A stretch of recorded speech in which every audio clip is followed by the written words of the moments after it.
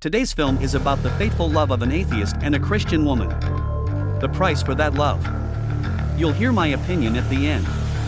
And I'm waiting for your comments on whether or not the main character did the right thing. This day is definitely not going well for police officer Hollis Luchetti. First, he learns from his attending physician that he has always been infertile. After which he has a fair question. Whose children, then, are he and his wife raising? And then, he gets word at work that they have a jumper on the roof. And Hollis, as the best police negotiator, is assigned to talk to the jumper to dissuade the man from committing suicide. The guy who climbed the ledge is named Gavin. They have a long conversation. In the conversation we learn a little bit about Hollis. He has been married for a long time, is raising 2 children, and believes in God. While Gavin himself is an atheist and lives with a guy of non-traditional orientation whom he has given shelter to by coincidence. Gavin asks the police officer to do one favor for him. But Hollis refuses and suggests that the man finish his business himself if he has any left. It turns out that Gavin didn't climb up on the roof of his own free will. He is forced to stand there until noon, and then jump off. The guy begins to tell the story of how he got into this situation. Not long ago, Gavin met a new neighbor, Shayna.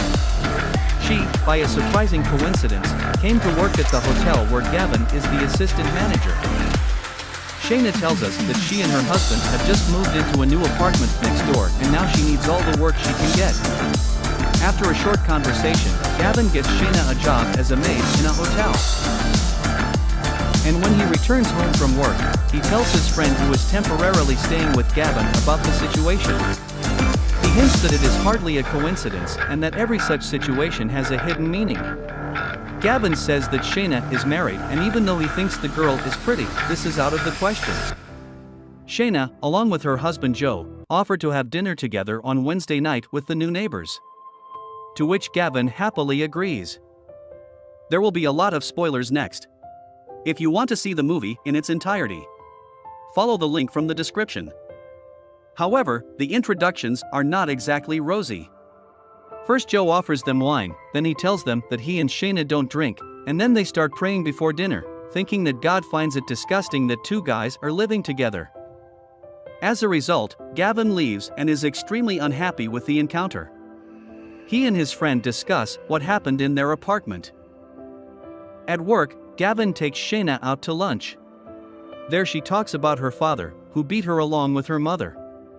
After the lunch and outing together, Gavin concludes that Shayna lives with her husband as a sign of gratitude and decides to free her from what he thinks is such a ghoul. Meanwhile, Hollis recalls how he returned home after learning that he was infertile. He gave his wife a scandal in an attempt to get an answer to the question. Whose children are these? Joe meets Gavin before work. He apologizes for the other night and dinner. He thought Gavin was homosexual and says that if his friend doesn't come to his senses, he's going to hell. Gavin claims there is no God, just like there is no heaven and hell. Joe offers to meet again. Perhaps Joe can change Gavin's mind about his faith. On the way to work, Gavin tells Shayna that he was previously married. But it seems to him that he and Shayna have different problems. The reason is that he believes that being grateful for the other person's kindness does not necessarily mean love. Shayna learns that Gavin divorced his wife 2 years ago. She guffaws that he hasn't agonized over it for long. To this, Gavin replies that if she has sex with him as a charitable purpose, he will feel much better. He tells her that she is very attractive. I hope you understand his trick now, don't you? If you hear such a thing from a man you don't know, you won't soon forget.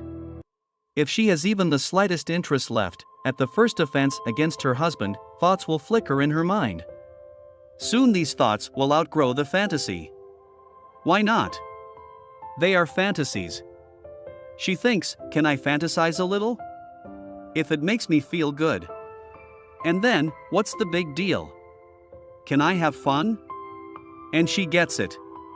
That's the death of fantasy. She feels relieved and thinks it won't happen again. Only the problem is that a bond has now formed between them. She remembers everything in detail from her fantasies. That's what he accomplished with one bold phrase. Now he adds something else. He apologizes for his insolence and rudeness. And again, she's dumped. It's a very painful topic for her. How is that? I haven't even slept with him in real life yet? And he's already blowing me off. Jo asks Gavin, "What did God do to make you so angry? Look at the world he created, how beautiful it is. War, disease, genocide, earthquakes, and tsunamis?" Gavin answers. He believes that all fanatics are absolutely convinced that they know exactly who God is, and how exactly he should be worshipped, and without the slightest proof that he even exists. Hence all the religious wars. Without proof, the only way to win an argument is to destroy everyone. Gavin has facts and Joni has faith. The argument leads to another fight between them. And Shane asks Gavin to leave. The next day, Shayna takes Gavin for a walk. She tells him that when she was 18, she got hooked on weed. And then it went downhill and she hit rock bottom. Then she ran out of money and found herself a pimp. One day he sent her to a guy who liked to do it in church. But he didn't warn her that he liked to swing his fists. She woke up in the morning and couldn't even get up. She crawled to the altar, hoping to steal something. And that's where Jo found her. He took her to the hospital and stayed with her. If it wasn't for him, it's unlikely she would have survived. Jo was the first man who saw something good in her. And he takes care of her. Gavin says she is a strong and intelligent woman and can take care of herself. He says she is very pretty and likes her a lot. Shayna replies that he is pretty, too. So she asks him to stay away not only from her husband, but also from herself. Of course Gavin listened to her and distanced himself. No meetings and minimal contact at work. And 3 weeks later, Shayna tells Gavin that Jo has helped her see other joys in life. That the world is much bigger than herself, and the same thing shows her Gavin. Look at the stars, the light of some of them walks 2.5 million light years to us. When they began their journey, there were dinosaurs living on Earth. No better example. Hollis discovers that the children he is raising are from his younger brother. His wife did this solely out of love for her husband. Since he really wanted to have children, but he could not have children of his own for medical reasons. Hollis asks Gavin what happened next with Shayna. And Gavin continues his story. Shayna starts dating Gavin and engaging in intimacy wherever she can, at every opportunity at work, in the rented hotel rooms where they work, and even at Gavin's home. However, the feast of intimacy does not last long. Jo learns of his wife's infidelity.